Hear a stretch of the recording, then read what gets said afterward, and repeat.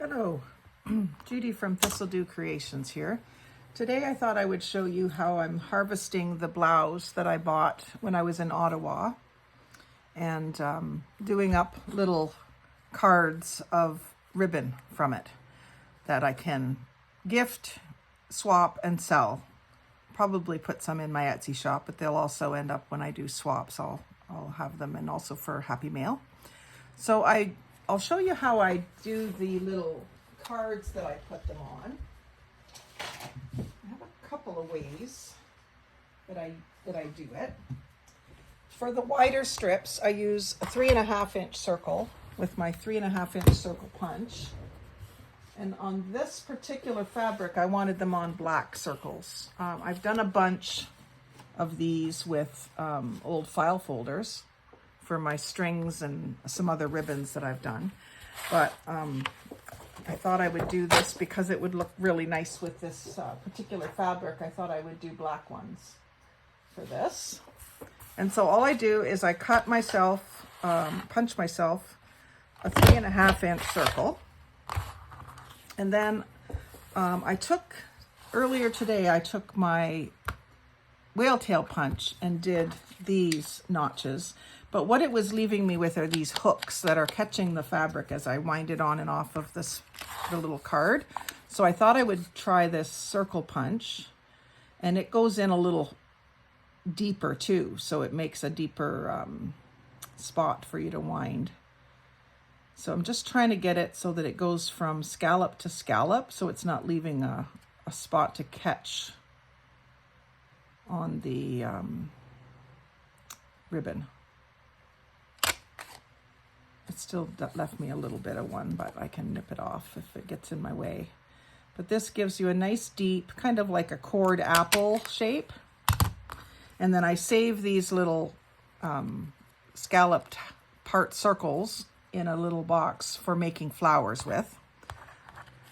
So that's the shape of the basic card that I'm going to wrap the strips onto. And then I'll take like a 1-inch strip that I've ripped off. It's a little bit wider than an inch actually. It's more like 1.5 inches, this piece. And it's just over 1 meter long. I test it with the old-fashioned method of nose to end of fingers with my head turned. And it's just over 1 meter. My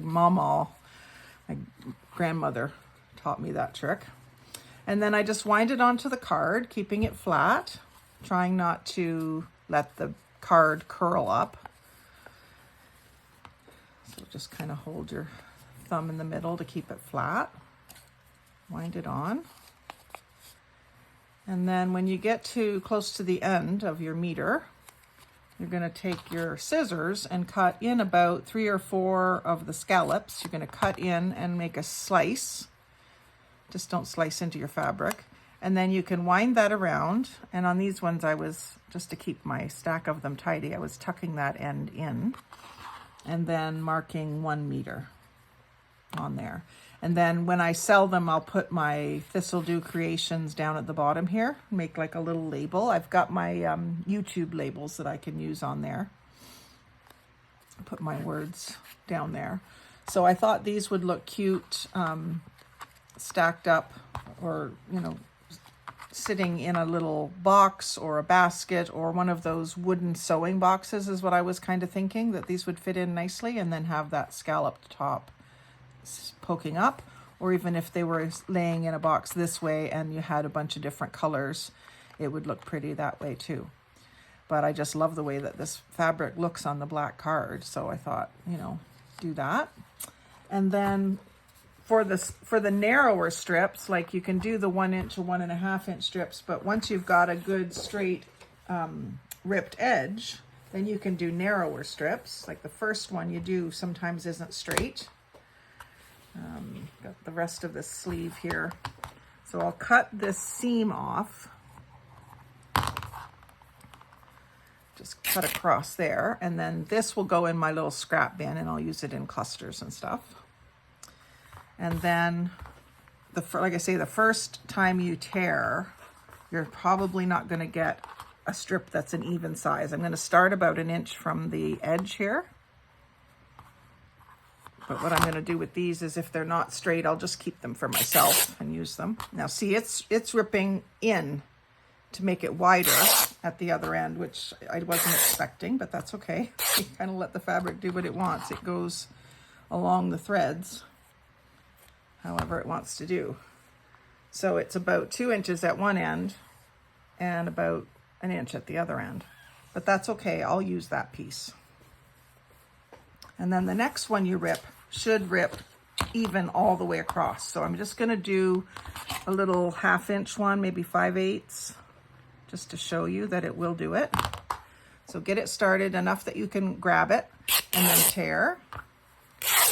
And it kind of curls and tears, but it'll give you that even size all the way along the length.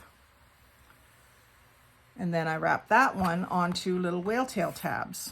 So I've done the same thing. I've punched a bunch of whale tails out of the black card.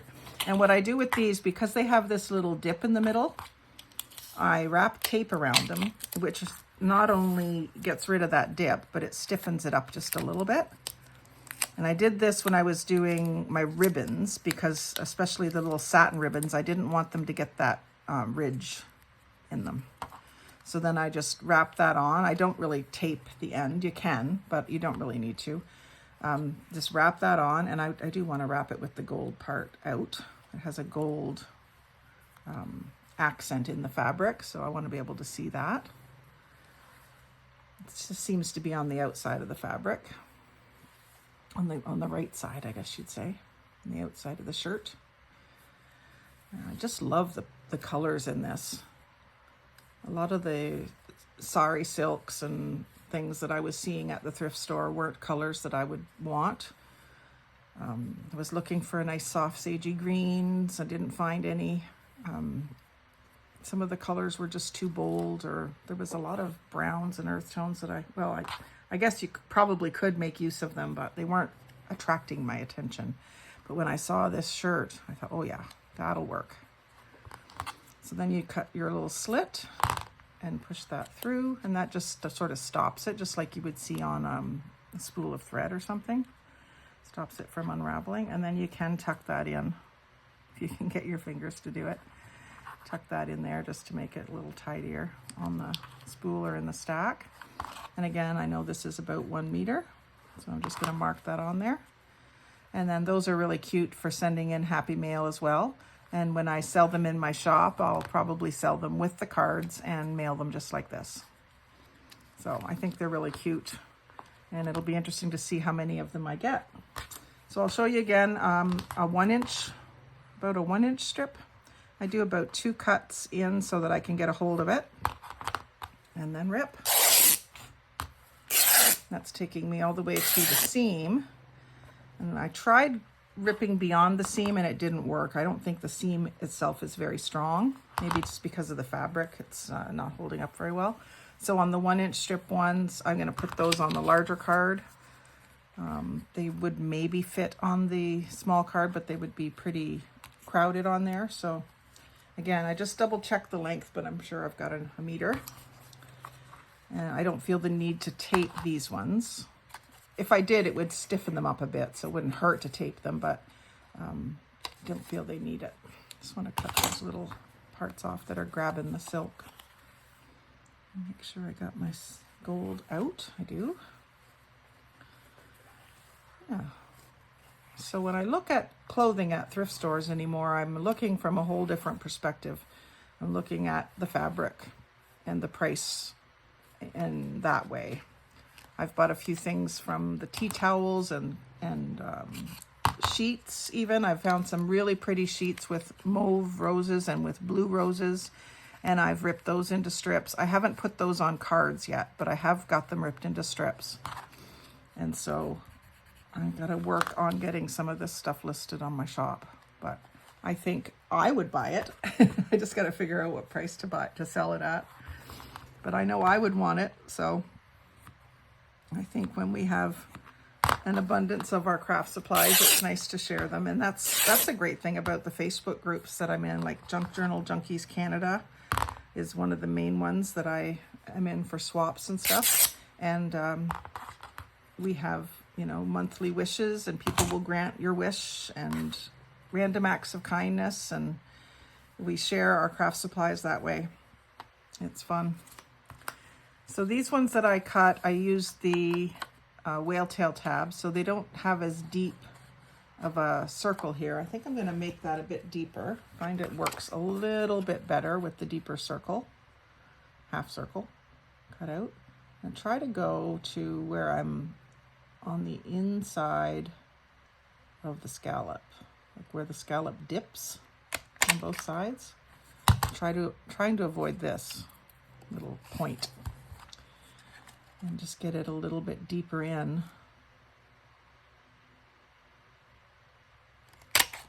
For the winding. And then again, these little half circles and stuff I'll save for making flowers, and I'll show you that in another video. I may have already put one up with some brown flowers that I did, like craft paper flowers. They turned out really pretty. So this winds on here nicely.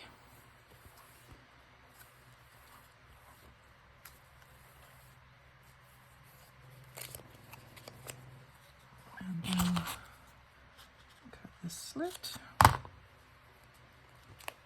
And put that through, and then tuck that under.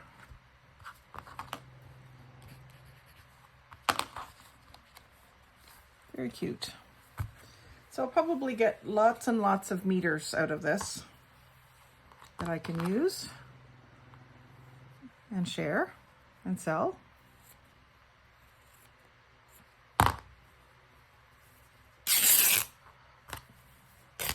Yeah, see now that one along the edge, it goes from nothing to an inch. So I'll just use that one myself. I wouldn't try to sell that, it's not uniform. And then this last piece is also not likely going to rip well, so I'll just save it for myself, because I want some too. And then the rest of the ruffle, I think I've got a 2 meter stretch of ruffle here, but it has a seam in it. Yeah, it's a good 2 meters, but it has a seam part way down. So I don't know if I can get it to rip over the seam or not. I'll try it here now and just see.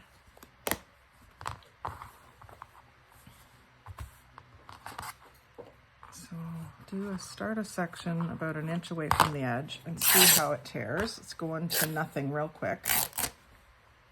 So again, that's a piece I'll just keep. And then I'll try this next section, about a 1 inch piece. I should be able to get to the seam. It's actually a little wider at this end. When I get to the seam, if I'm careful and cut over through the seam, I should be able to continue on, but it's going to nothing real quick. But the next one, maybe I can get a 2 meter piece. So that's about 1 meter and a bit, but it gets wider. So I don't know if I'll sell that or not. I want to keep a bunch of this anyway, so I'll probably keep that. And then I'll try another 1 inch one and see if I can get a 2 meter strip of it here.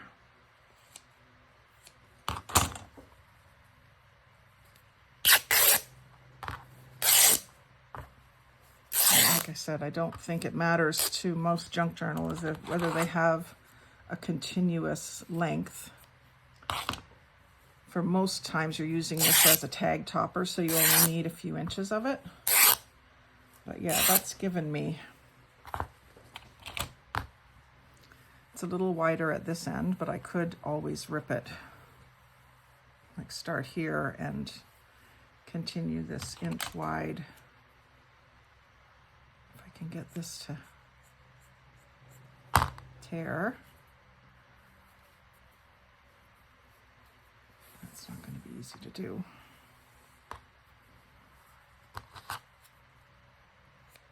The idea is you want the torn edge too, at least I do. When I'm using it, I want a torn edge.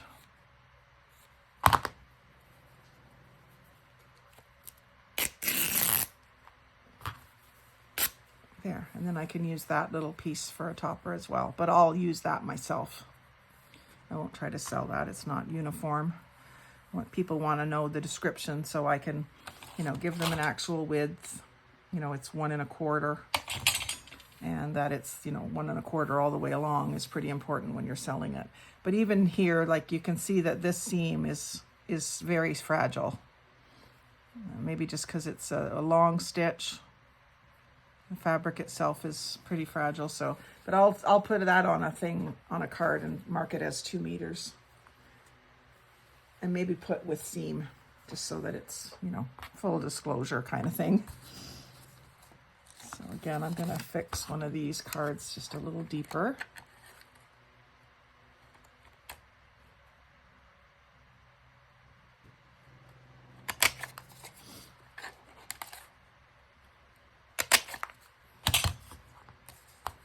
And put this on. And then I'm going to let you go. You don't want to watch me rip the whole thing up, but I just wanted to show you how I make those cards and why.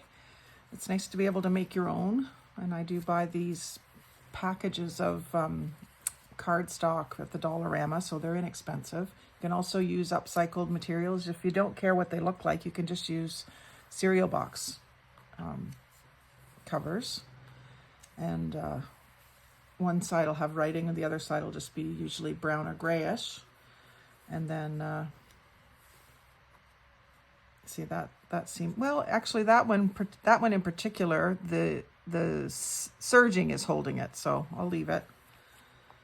Almost looks like it's one piece, but it couldn't be. It's just the serging holding it together. So I can mark this as a 2 meter with a seam. I'm wondering, is that a seam too? Yeah, it's a seam or a wrinkle in it. Anyway, some people might want a longer length if they're making ruffles or something, because it would make lovely ruffles. And then I'll draw my little thing there, and then I'll put on this one 2 meters, and I'll put seam with seam,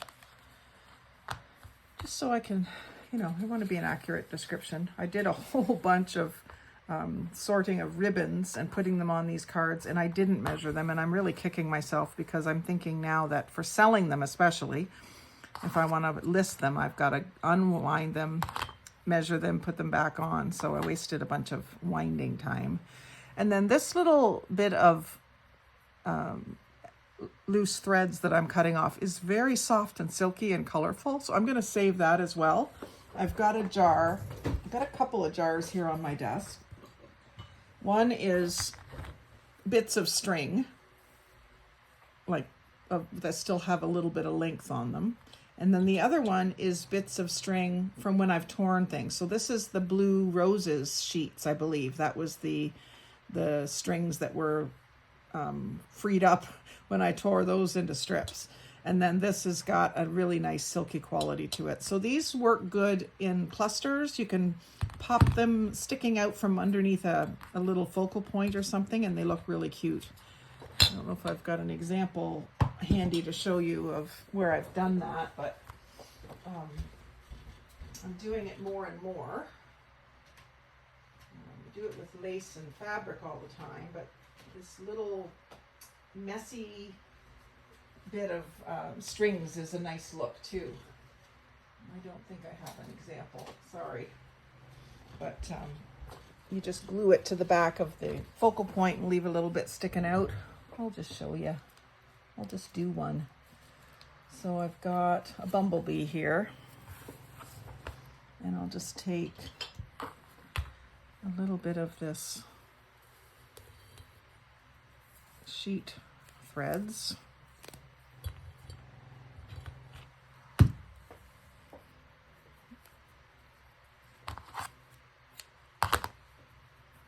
Just take it like that.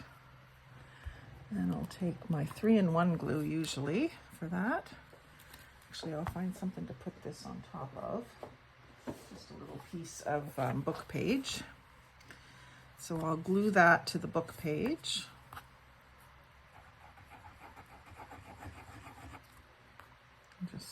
Just like that. And then I'll take my bee once he is inked, doesn't have to be a bee, it can be anything. Not much ink on my dauber. Try the other one. And his antennae need to be cut out. I sometimes leave things like that so they don't get damaged before I have a chance to use them. And then I'll just put a little bit of glue on the back of him and set him right into that thread, but leaving some of it exposed like that. So that's how you would use like bits of threads in a cluster and have them poking out. And I think it adds a lot of interest to something like that. And then that can be, you know, I can tear that further, I can add it to a collage or whatever. So you can just sit and do these and use up your, like once this gets to be overflowing, I'll just sit and do a bunch of these with fussy cuts that I also haven't been able to find a use for. And once they're used, right? That's one thing I haven't added into my cluster book, which I've shown you a couple of times, and I don't see it handy anywhere. But I can add those into my cluster book sometime. So, yeah, another little tip thing, one more thing for you to save. So, anyway, I'll let you go, and I'll keep ripping and carding up this fabric, and then when I list it on Facebook, you'll all see how much of it I got and how much I decide to sell it for. Anyway, message me if you're interested and we'll work out a trade. Thanks for watching.